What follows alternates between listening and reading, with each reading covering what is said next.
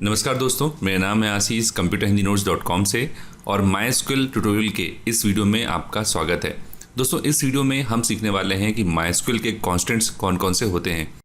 ये वीडियो बहुत ही इंपॉर्टेंट है और थोड़ा सा ये वीडियो लेंदी होगा, तो मैं आपसे गुजारिश करूँगा कि ये वीडियो आप पूरा ही देखिएगा। हमारे जो टॉपिक हम कवर करने वाले हैं वो है what is data integrity, second कि MySQL के जो कॉन्स्टेंट्स हैं उसको क्या होता है और इनकी जो कैटेगरीज हैं वो कौन कौन सी हैं, इनके टाइप्स कौन कौन से हैं और इसका सिंटैक्स या हम MySQL कांस्टेंट जो है वो कैसे लिखते हैं, ये सब चीज़ें हम इस वीडियो में कवर करने वाले हैं। तो सबसे पहले हम जानते हैं कि डेटा इंटीग्रिटी क्या होती है।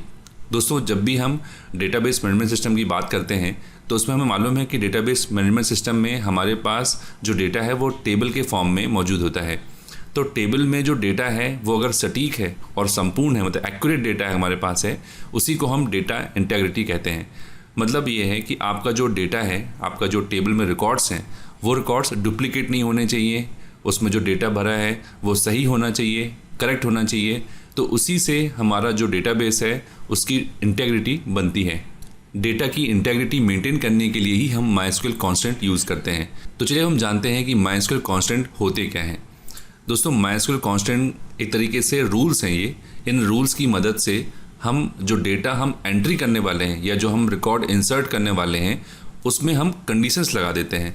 मतलब उन कंडीशन को ही फॉलो करते हुए हम अपना डेटा को एंटर करेंगे या रिकॉर्ड्स एंटर करेंगे और इन कॉन्स्टेंट्स की मदद से ही हम डेटा की इंटीग्रिटी को मेंटेन कर पाते हैं। तो इन शॉर्ट हम ये कह सकते हैं कि MySQL कांस्टेंट की मदद से हम जो डेटा हमारे रिकॉर्ड्स के फॉर्म में एंटर हो रहा है, हमारे टेबल में स्टोर हो रहा है, उसको हम लिमिट कर सकते हैं, उसमें हम कंडीशंस को इम्प्लीमेंट कर सकते हैं। तो चलिए हम जानते हैं कि MySQL कांस्टेंट्स की कैटेगरी कौन कौन सी होती हैं। तो दोस्तों, जो MySQL के जो कांस्टेंट्स होते हैं उनको हम दो कैटेगरी में डिवाइड करते हैं। एक है कॉलम लेवल और एक होता है हमारा टेबल लेवल।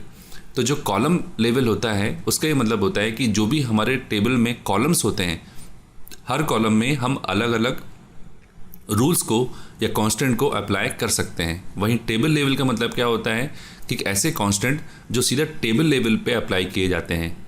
दोस्तों, हम जानते हैं कि इसका सिंटैक्स क्या है, मतलब किस तरीके से हम MySQL कांस्टेंट को लिखते हैं। तो जैसे आपने पहले वीडियोज़ में भी मैंने आपको बताया है कि हम जब टेबल को क्रिएट करते हैं तो उसके लिए हम क्रिएट टेबल कमांड का प्रयोग करते हैं। तो वहाँ पर हम जितने भी हमारे कॉलम होते हैं, हम कॉलम का नाम लिखते हैं, फिर उसका डेटा टाइप लिखते हैं और उसके आगे हम कांस्टेंट लिखते हैं। ये कांस्टेंट क्या होते हैं, कैसे लिखते हैं, वो हम लोग आगे सीखेंगे एग्जाम्पल के थ्रू। बट ये एक सिंटैक्स है। इस तरीके से जब हम लोग टेबल क्रिएट करते हैं तब हम लोग कांस्टेंट को भी डिफाइन करते हैं। दोस्तों, एक और इम्पॉर्टेंट बात, अगर आप टेबल आपने पहले से बना ली है और बाद में आपको उसमें रूल को इम्प्लीमेंट करना है तो भी हम ऐसा कर सकते हैं। उसके लिए हम ऑल्टर टेबल कमांड का प्रयोग करते हैं। तो आगे जब हम इसका एग्जाम्पल देखेंगे तो मैं आपको दोनों तरीके से बताऊंगा कि अगर टेबल पहले से बनी हुई है तब किस तरीके से कांस्टेंट इंप्लीमेंट करते हैं, और अगर हमें टेबल बना चुके हैं और उसमें कांस्टेंट लगाना है तो ऑल्टर टेबल कमांड का प्रयोग करके किस तरीके से कांस्टेंट को इंप्लीमेंट करते हैं, हम दोनों ही एग्जाम्पल में देखेंगे। तो चलिए हम जानते हैं कि MySQL कांस्टेंट के टाइप्स कौन कौन से होते हैं। तो दोस्तों, इस वीडियो में हम टोटल 8 MySQL कांस्टेंट्स के बारे में जानने वाले हैं। तो चलिए दोस्तों, अब हम जानते हैं कि MySQL कांस्टेंट्स के टाइप कौन कौन से होते हैं या कितने प्रकार का MySQL कांस्टेंट्स होते हैं। तो सबसे पहला जो MySQL कांस्टेंट है वो है नॉट नल।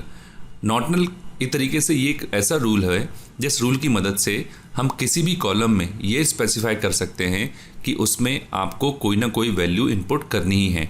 जैसे एग्जांपल के तौर पे अगर हम एक स्टूडेंट टेबल बनाते हैं, स्टूडेंट टेबल में रोल नंबर डालना कंपलसरी है या नेम डालना कंपलसरी है, तो रोल नंबर और नेम जब हम डिफाइन करेंगे तो वहाँ पे हम कांस्टेंट कौन सा लगाएंगे, नॉट नल। तो जब भी हम रिकॉर्ड इंसर्ट करेंगे तो हमें हमेशा इन दोनों फील्ड्स में वैल्यू को इनपुट करना होगा, मतलब वहाँ पे हम नल वैल्यू नहीं डाल सकते हैं। सेकंड दोस्तों होता है हमारे पास चेक। चेक जैसे आपको नाम समझ में आ रहा होगा कि जब भी हम डेटा इनपुट करेंगे तो अगर हमें कोई कंडीशन लगानी है, मतलब हमें कुछ चेक करना है। मान लीजिए कि हमने हमारी टेबल में एज नाम का कोई एक फील्ड बना के रखा है।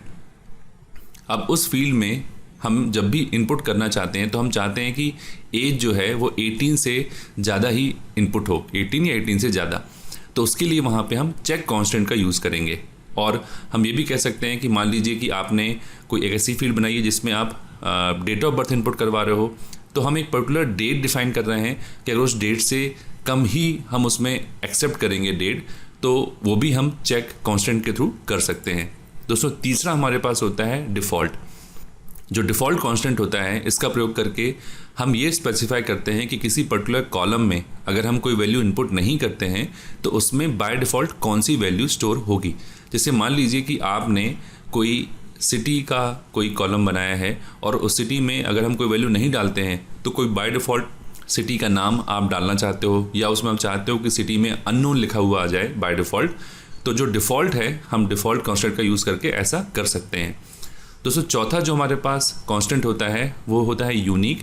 और जैसे आपको नाम से ही समझ में आ रहा होगा कि यूनिक कांस्टेंट का यूज़ हम वहाँ करेंगे जिस कॉलम में या जिस फील्ड में हम चाहते हैं कि सारी वैल्यू यूनिक ही इनपुट हों। एग्जाम्पल के तौर पे मान लीजिए हम एक यूज़र का टेबल क्रिएट कर रहे हैं, तो यूज़र टेबल में जो ईमेल आईडी है या मोबाइल नंबर है वो हम चाहते हैं कि वो यूनिक रहे, मतलब कोई भी एक ईमेल आईडी 2 बार उसमें एंटर ना हो सके। तो उस जगह पे हम वहाँ पे ईमेल आईडी और मोबाइल नंबर को वहाँ पे यूनिक की तरह डिफ़ाइन करेंगे। दोस्तों हमारा नेक्स्ट जो MySQL कांस्टेंट है वो है ऑटो इंक्रीमेंट। और ऑटो इंक्रीमेंट का प्रयोग हम लोग लगभग हर टेबल में करते हैं। आपने देखा होगा कि किसी भी टेबल में हम लोग एक आईडी फील्ड रखते हैं, जैसे कस्टमर टेबल में कस्टमर आईडी, स्टूडेंट टेबल में स्टूडेंट आईडी, ऑर्डर टेबल में ऑर्डर आईडी। इन सभी टेबल में ये जो आईडी फील्ड है, ठीक है, इसको हम ऑटो इंक्रीमेंट के तरह डिफाइन करते हैं, जिससे इसका जो नंबर है वो ऑटो इंक्रीमेंट होता रहे, मतलब एक एक करके बढ़ता जाए। जैसे फर्स्ट रिकॉर्ड अगर हम रिकॉर्ड इंसर्ट करेंगे तो उसका नंबर 1 होगा आईडी, फिर सेकंड रिकॉर्ड इंसर्ट करेंगे उसका आईडी 2 होगा। तो इस तरीके से अगर हम चाहते हैं तो किसी भी कॉलम को हम ऑटो इंक्रीमेंट डिफाइन करते हैं। दोस्तों नेक्स्ट MySQL कांस्टेंट है enum। enum का यूज़ हम वहाँ करते हैं जहाँ पर हमारे पास predefined set of values हैं और उनमें से ही कोई वैल्यू हम इनपुट कराना चाहते हैं। फॉर एग्जांपल जैसे ब्लड ग्रुप अगर आपको इनपुट कराना है तो ब्लड ग्रुप में कुछ ही ब्लड ग्रुप प्री डिफाइंड है ना, अब उनमें से ही हमें वहाँ पे इनपुट करना है, जैसे A B प्लस, ठीक है, या B पॉजिटिव या B नेगेटिव या A नेगेटिव। अब मान लीजिए वहाँ पे कोई X हम नहीं चाहते कि कोई X इनपुट करे, तो वहाँ पे हम जो ब्लड ग्रुप के जितने भी टाइप होते हैं वहाँ पे हम MySQL कांस्टेंट enum का प्रयोग करके ये स्पेसिफाई कर सकते हैं कि क्या क्या वैल्यूज़ परमिटेड हैं, मतलब उनमें से ही वैल्यू हमको वहाँ पे एंटर करनी होगी। तो दोस्तों नेक्स्ट MySQL कांस्टेंट होता है हमारे पास प्राइमरी की और फॉरेन की। हालांकि इन दोनों पे मैं एक अलग वीडियो बनाऊंगा जिसमें आपको मैं डिटेल में समझाऊंगा, बट फिलहाल थोड़ी जानकारी के लिए प्राइमरी की मतलब होता है एक ऐसी फील्ड जिसमें नॉट नल और यूनिक दोनों का ये कॉम्बिनेशन होता है, और ये लगभग हर टेबल में हमें प्राइमरी की रखनी होती है। और प्राइमरी की और फॉरेन की का जो यूज़ है जनरली वो हम 2 टेबल के बीच में रिलेशनशिप डिफाइन करने के लिए करते हैं। तो जो हमारी मास्टर टेबल होती है ना, जो हमारी प्राइमरी टेबल होती है उसमें हम प्राइमरी की डिफाइन करते हैं और फॉरेन की हम डिफाइन करते हैं हमारी ट्रांजैक्शन टेबल में। दोस्तों अगर ये आपको समझ में नहीं आ रहा है तो अभी फ़िलहाल इसको आप छोड़ सकते हैं, क्योंकि मैं इन दोनों पे एक अलग वीडियो बनाऊंगा जिसमें मैं आपको डिटेल में इसके बारे में समझाऊंगा कि प्राइमरी की और फॉरेन की का यूज़ करके कैसे 2 टेबल के बीच में रिलेशनशिप बनाई जाती है। दोस्तों ये सारे जो MySQL कांस्टेंट्स हैं इनको कैसे यूज़ करते हैं और कैसे हम रियल लाइफ एग्जाम्पल में इम्प्लीमेंट करते हैं वो मैं आपको अगले वीडियो में बताऊँगा। तो जब तक के लिए धन्यवाद।